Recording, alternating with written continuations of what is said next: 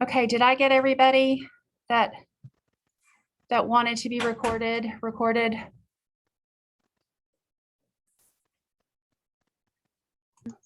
recording. Okay. Good, me as well. I'm good. You're good, Tim? Okay. Okay. Sorry for the, I know a lot of you got my meeting change. Sorry about that for the ones that did not. So I appreciate you doing this. So I'm going to move my computer over to where Dr. Gomez is here in a second, but just kind of some information. This is all information that's, changing by the minute, and lots of different things coming out. And so we wanted to spend this time specifically talking about the importance of the vaccine. I know parents are worried about it, maybe some of the risks, should all children get the vaccine, things like that, that are general, but specific enough where parents can make informed decisions, talking to a pediatrician. And so we don't have, just full disclosure, we don't have all our processes in place yet, because all of this is new. And that's why we were going to try to stick to generalities and not be specific about what that looks like right now for our pediatrician offices, our clinic offices, and for the hospital. So just to get that out front, this is more of an educational piece. And I know that as we get closer to saying, okay, we might have the vaccine at this place for parents or whatever, I'll get that information out to you, and we can hop on board with something like that. So before we start, does anybody have any more questions? Does anybody have any questions that they need answered that are not related to this, that they're dying to know? So like, will these be handled like in a clinic, or you go to your pediatrician for this? Right. So that's stuff we're working out. Because, okay. That's what you're talking those about. are things Okay. that, because the vaccines have been ordered by particular, I know that I think Walgreens has ordered it around here, but the vaccines haven't come in. And so everybody is trying to work through their processes on how they want to, do you make an appointment? Do you go to a clinic? Can you go anywhere? We're just trying to figure all that stuff out.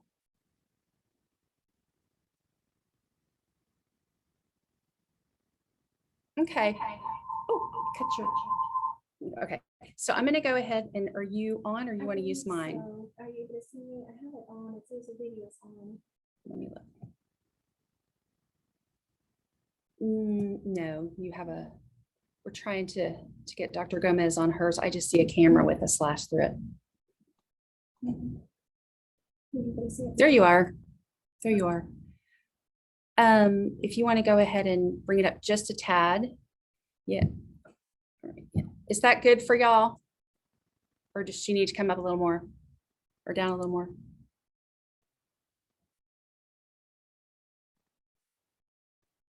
Okay, I'm gonna take that as she looks good, and we don't need to change her. She looks good from my perspective. Yeah, I know. Mr. Newspaper. Okay. All right. Let me, I'm going to take my sound down, and then you can go ahead and turn your audio on in a sec as soon as I do this, and we can go ahead and get started. Dr. Gomez, could you just spell your first and last name for me, please? Yes, it's CLA. Hang on. I haven't, yeah, we haven't.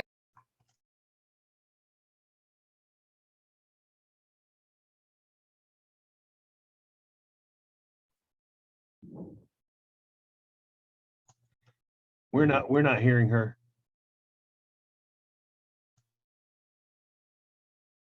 Okay, we're going to work on that. Are you able to hear me? Oh, we can hear you now. You can hear me? Okay, great. So Claudia Gomez, CLAUDIA, Gomez, GOMEZ. And your title? Pediatrician At Hendrick. with Pediatric Associates. Okay, thank you. And Dr. Gomez is going to. She's going to talk for a minute, and then you guys can go ahead and we'll do questions after she kind of gives you a broad overview. Okay. So, hi, I'm Dr. Claudia Gomez. I'm a pediatrician here with Pediatric Associates, and it's a very exciting week for us pediatricians, and I know for a lot of parents out there as well. This week, Friday, the FDA issued an emergency use authorization to allow the use of the Pfizer vaccine in children ages 5 to 11. And the CDC is recommending that children in this age group become vaccinated. As far as the clinical trial, it enrolled initially about 2,200, a little over 2,200 children.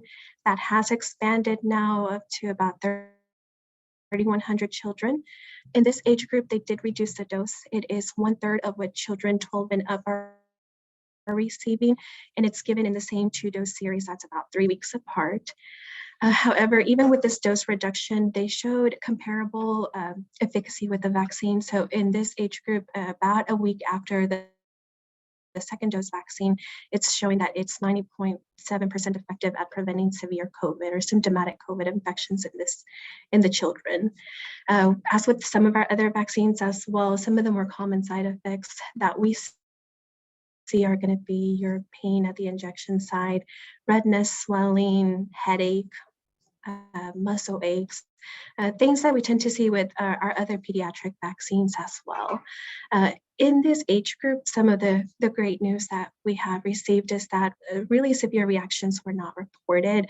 There were no cases of myocarditis as of yet in this age group, and they have been followed for now about a 3-month period after the second vaccine. As far as long-term side effects from the vaccine, what we see is that in general, for most children, we're going to see this anywhere between 6 to 8 weeks after receiving a vaccination. And so far, we're not seeing this in this age group. So the Pfizer COVID vaccine in children 5 to 11 seems to be very, very well tolerated. And we are seeing, for the most part, the same thing in our children 12 and up as well. Now, most parents, or a lot of parents, are going to ask us why vaccinated children are low risk. And that continues to be true. Yes, for most kids, COVID-19 is going to cause just mild symptoms. And this applies to the Delta variant as well, but low risk does not mean no risk at all. So children still do get hospitalized with COVID, and for some, the sequelae is going to last beyond that initial infection. Some comorbidities like asthma, diabetes, they do increase your risk of complications, but about 1/3 of the children who have been hospitalized don't have any comorbidities. Not only does it reduce the severity of the symptoms in the children who are receiving the vaccine, but it does reduce the overall transmission of the infection as well. And in turn, this is going to help prevent new variants. So as the virus spreads, it has more opportunities to change. And so preventing infection is going to help prevent new variants from forming. We're all ready to get back to some resemblance of normalcy, and vaccines, masking, good hand hygiene, those are all important things to help manage this and achieve this. And as a pediatrician, as a mother, I have 3 children. 2 of them are now eligible to receive the vaccine. Those 2 children will be vaccinated. And I know this is a choice that parents have to make. I completely get hesitancy. I get anxiety surrounding this choice. And I invite anybody who has questions, parents, to reach out to their pediatrician, to their family doctors as well, to answer some of those questions parents may have. And we can open it up to questions.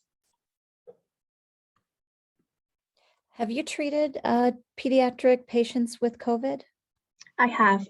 And for our children, like I mentioned before, it has varied from they were positive because they had some exposures from family members and really had no symptoms at all the way to multi-inflammatory syndrome of children. So COVID looks different in everyone. And yes, we have treated children. What would you say to those parents who are worried about the vaccine and are more comfortable because we're hearing that children don't show symptoms once they, or mild symptoms once they get COVID, if they just want to rely on natural antibodies? Sure. And the thing with COVID is that we don't know who's going to develop severe symptoms. And, at one point we thought it wasn't affecting children as much as it is what we're seeing now. So it's a guessing game about who's going to be affected with COVID. So as far as the vaccines, it's more something that we can control. We know the possible side effects of the vaccine up to so far. We know that with COVID-19 so far, the immunity, it may not be for too long. We have seen reinfection cases as well. With the vaccine, even though antibodies may wane over time, it's still, months after children have been vaccinated, it still seems to provide protection against severe symptoms. In your experience when treating pediatric patients with COVID, who is showing the most symptoms? Is it those who are healthy, or those who have underlining? All sort of children. So we have both healthy children that show severe symptoms. We have children who may have a comorbidity as well that have severe symptoms too. So at this point, we can't guarantee that a child with COVID-19 isn't going to have severe symptoms because they don't have underlying disorders. So it really is just you. I mean, you don't know who's going to show symptoms or not. And by the way, you're breaking up a little bit, just so you're aware of that. Yeah. Okay. Probably just the connection. The big garbage truck went through here, Oh, that's right. Yeah. Anything else? How as far as vaccination rate in schools in AISD in this area, is that something that you guys are going to keep track of when it comes to this age group? No, and I don't have numbers yet. Our children 12 and up have already started receiving the vaccine, and those are not numbers that we keep track of. So I don't know what % of my children, my patients, have received the vaccine so far. It's something that I discuss with them at every visit, but it's not, I don't have numbers for that. And Lynn, can I just clarify, Abilene hasn't started receiving the pediatric doses at all yet, is that correct?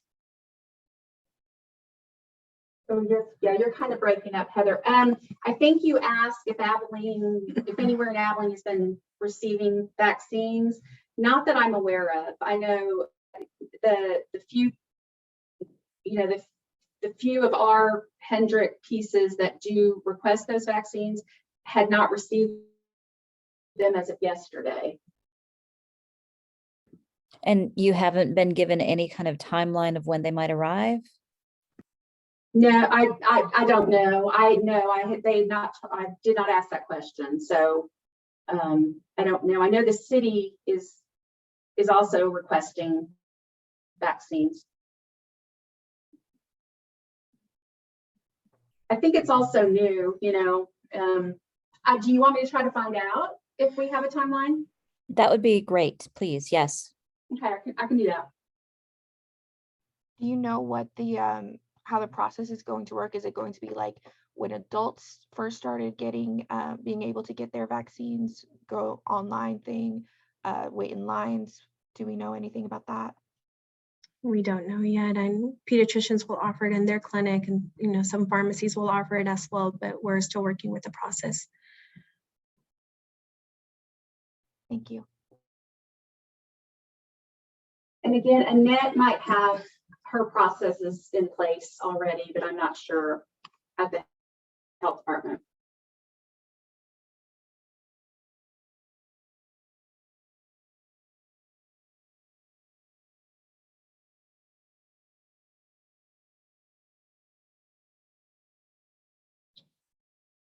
Okay. Anything else? Otherwise, we'll let Dr. Gomez get back to treating the patients, or at least getting lunch.